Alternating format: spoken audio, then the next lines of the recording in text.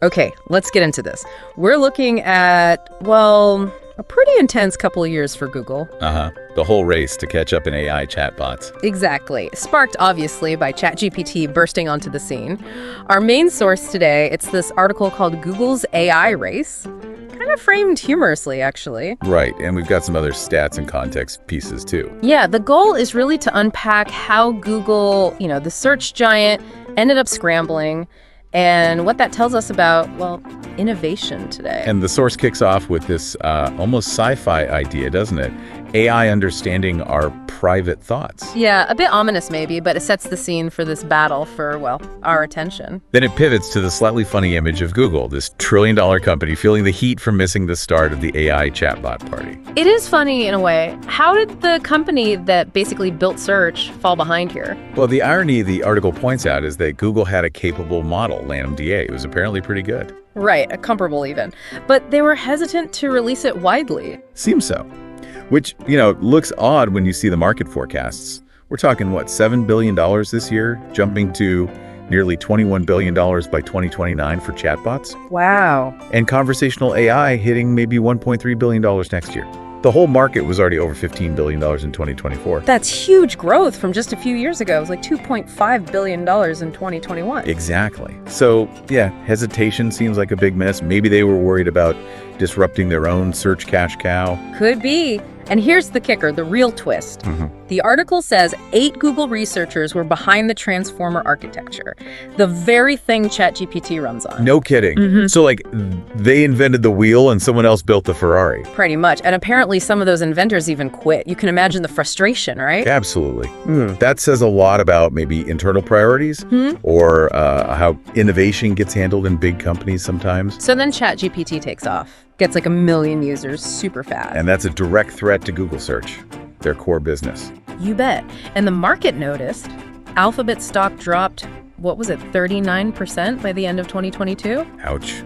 Yeah, that kind of number gets attention. Makes you wonder about that AI first world promise Pichai made years earlier. Right. Did the pace just catch them off guard? It looks like it. Even Sergey Brin came back into the loop, up early reviewing the AI strategy. That signals how serious it was. So the message from the top became, speed up, take more risks, forget the usual slow corporate process. Which led to this code red. Yeah. Sissy Shao, a Google veteran, gets handed this enormous task, build a ChatGPT rival, got named Bard. And the deadline? 100 days. Wow. Okay. And her approach was described as quality over speed, but fast. Yeah. That sounds challenging, like walking the tightrope. For sure. They pulled about 100 people from across the company.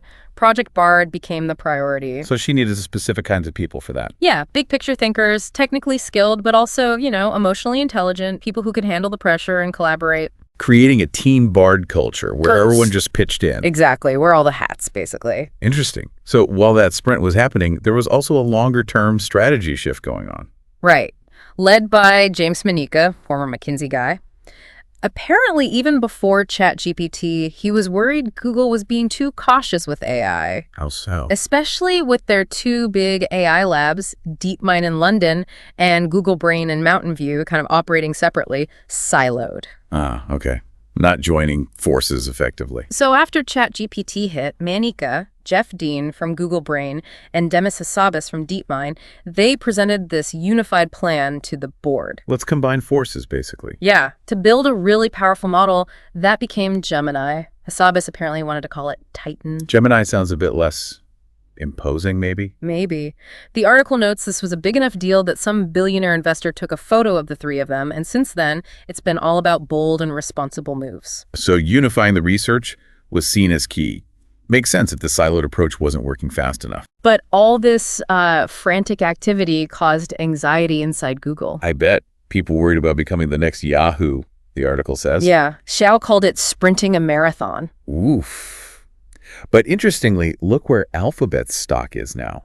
All-time highs, right? Yeah, so investors seem optimistic now about their AI progress. It shows how quickly sentiment can change, I guess. Definitely. That fear versus the market reality now is quite a contrast. So back to Team Bard. Getting picked wasn't optional, right? It was an assignment. Underscoring the priority. Totally. And they needed that mix of technical skill, strategic thinking, and just being able to work together under crazy pressure. It highlights that you need more than just coders for something like this, especially on a tight deadline. But there was a human cost to this pressure. January 2023, Google announces layoffs. 12,000 jobs. Right. That must have created a really uncertain atmosphere for everyone else. The article paints that picture, people feeling they had to prioritize work over everything, family routines, just to feel secure. That's tough. It shows the sharp end of these big strategic shifts and competitive races. And technically, building Bard was a beast. Needed huge infrastructure support. For LaMDA's knowledge updates and the safety stuff. Yeah. The infrastructure teams were apparently working flat out, almost maxing out power in the data centers. Seriously, they had to build new power management tools on the fly. Seems like it. The competition for computing power even led to, custom poker chips being made as a joke. A bit of gallows humor, maybe. Yeah. But it shows the scale of the resources needed. These models are hungry. They really are. But even with all that power, early Bard had problems. Hallucinations, as they call them. The accuracy issues. Making things up, basically. Yeah, factual errors, biased responses, inappropriate stuff. The article mentions comically bad racial stereotypes. Oh, dear. Like what? Like always linking Indian names to Bollywood or Chinese male names to computer science. Stereotypes baked into the data, I guess. That's a known issue, unfortunately. Models learn biases from the vast amounts of text they're trained on. And there was one really disturbing example. Bard generating specific violent content from a simple rap request. Yikes. That highlights the safety challenge. Yeah. Getting these things to be creative but not, harmful. So damage control time. Within that 100 days. What did they do? Reassign contractors, even some who usually work on things like child safety content, to test Bard. Wow. Okay. All hands on deck. And Pichai asked all employees to help test if they had time. Got about 80,000 people involved internally. Huge internal testing effort. And they smartly branded Bard as an experiment. Managing expectations, like OpenAI did with ChatGPT initially. Yeah. Gives you some cover if it messes up. Exactly. Trying to avoid another Microsoft Tay situation. You remember that disaster? Oh, yeah. That went sideways fast. So calling it an experiment is a standard playbook move now, it seems. Seems like it. Now, the responsible innovation team, their process got squeezed, too. You usually take months to test for bias, right? Right. But for Bard, it was massively shortened. The article suggests concerns about launching were maybe overruled because of the deadline pressure. That's always the tension, isn't it? Speed versus safety. Google later clarified it wasn't just one team, and no single team said don't launch. But still, it highlights the pressure. Yeah, the trade-offs in that competitive rush are really stark. Yeah, the trade-offs in that competitive rush are really stark. Then, more pressure. February 2023, news breaks that Microsoft is putting ChatGPT into Bing. Directly into search. That's aiming right at Google's heartland. Totally, and Google's own project for that, Project Magi, wasn't ready. So the question becomes, how long can Google dominate search without its own generative AI feature? Exactly. The pressure ratcheted up another notch. Which might explain what happened next. The premature announcement, yeah. Trying to get ahead of Microsoft, Google announced limited Bard testing on February 6th. But the demo Had that error, claiming the James Webb Telescope took the first exoplanet pictures, which wasn't true. And Reuters picked up on it fast. Yep. Alphabet stock dropped 9%. Lost about $100 billion in value. Just from that one mistake in a promo video. That is staggering. Shows how sensitive the market was, how high the stakes were. A tiny error, massive fallout. The Team Bard was reportedly shocked. They thought it was a minor slip-up. Understandable from their perspective. But the external reaction was brutal. Apparently, the marketing person felt awful, but others pointed out it went through layers of review. Xiao called it an innocent mistake, blamed Bard misreading a NASA blog. Plausible how these models can misinterpret things. Leadership tried to reassure the team, focus on learning, but Xiao made that point. Google's held to a higher standard than startups. That's definitely true. More visibility, more scrutiny. Startups get a bit more leeway for bumps in the road. But here's the thing. Despite the blunder, despite internal criticism, there were apparently memes about it. Internal memes can be rough. Google increased staffing on Bard. Doubled down. Really? Okay. And Pichai got more involved, signaling serious executive focus. They weren't backing off. That's a strong signal. We messed up, but this is too important. We're pushing harder. Then, mid-March, OpenAI drops GPT-4. Which was seen as a big leap forward. Yeah. Much more capable. Yeah. Suddenly, the bar is even higher. More pressure on Google. The treadmill just got faster. So Bard fully launches in the US and UK. And it's helpful for emails, research papers, that sort of thing. But the problem was... ChatGPT already did that stuff pretty well, so why switch? Right. Not a compelling enough reason for users to jump ship. And Pichai himself later made that comparison, didn't he? Like, Google entered the race with a souped-up Civic against more powerful cars. That's surprisingly candid, actually, acknowledging they weren't quite there yet. So the big strategic answer was Gemini, merging Google Brain and DeepMind. Combining the strengths. DeepMind's long-term research focus. With Google Brain's knack for commercializing things. And putting Demis Hassabis in charge of the merged entity, Google DeepMind, or GDM. Right. Hassabis known for a more structured, visionary approach, aiming for like an omnipresent AI assistant eventually. So a clear signal of renewed ambition and urgency. Became CEO in April 2023. And they had to coordinate this across time zones, pushing development really hard. That merger was the big strategic bet to catch up and maybe leapfrog. And they moved this new GDM team into a super secure building, Gradient Canopy. On the same floor as Pichai. Yep. Sergey Brin started hanging around more. Stricter office rules, access to the building, the Gemini code. Restricted for most other Googlers. Wow. Locking it down, really treating it like crown jewels, underscores the massive strategic importance. But that intense focus had knock-on effects. Resources being pulled from other areas. Exactly. Researchers in areas like AI for healthcare or climate change found it harder to get resources. Morale dipped. That's the trade-off. You put all your chips on one big bet. And Google also got stricter about publishing AI research. Didn't want to give OpenAI or others free insights. Understandable in that competitive climate. But maybe tough for researchers used to open publication. Gemini was seen as the future internally. But even with the combined brain power, Gemini faced similar issues to Bard. Scaling up brought new problems. It's not just about making it bigger, it gets more complex, harder to control. Seems so.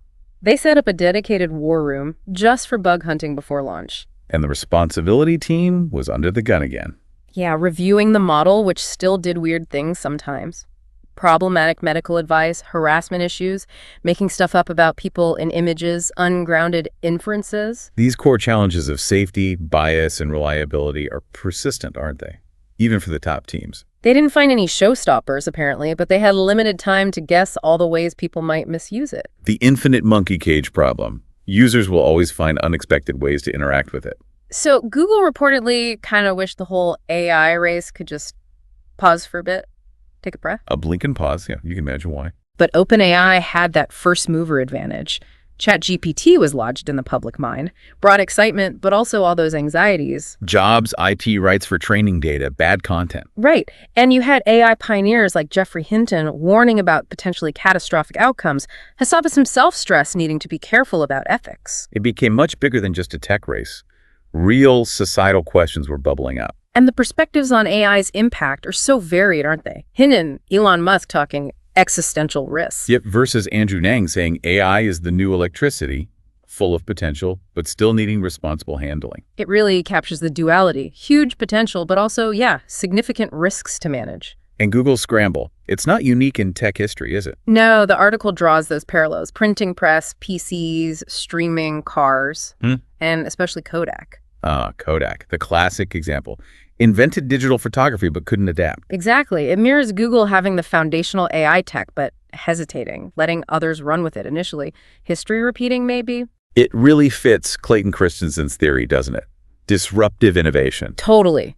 His idea that established companies own processes and focus on current customers can blind them to truly disruptive shifts. Their strengths become weaknesses when the game changes. And looking at those market projections, again, chatbots over $20 billion soon, generative AI may be over $1 trillion by 2034. Yeah, it highlights what Google initially risked missing by being cautious. Even in search, where they're still king, Bing's AI integration has made some small gains. Shows even dominant positions aren't totally safe. Christensen's framework really helps make sense of why even smart, successful companies can stumble when faced with something fundamentally new.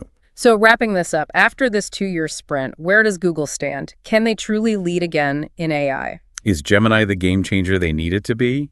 Or will the newcomers keep setting the pace? The story definitely isn't over. It's still playing out right now. Yeah, and this whole deep dive, it's a reminder, isn't it? Even giants can be challenged. Innovation is relentless. And that initial idea, AI interacting with our thoughts, maybe not so far-fetched down the line. Let's just hope if that future comes, it's empowering, not just targeting. Agreed. Something to definitely keep an eye on.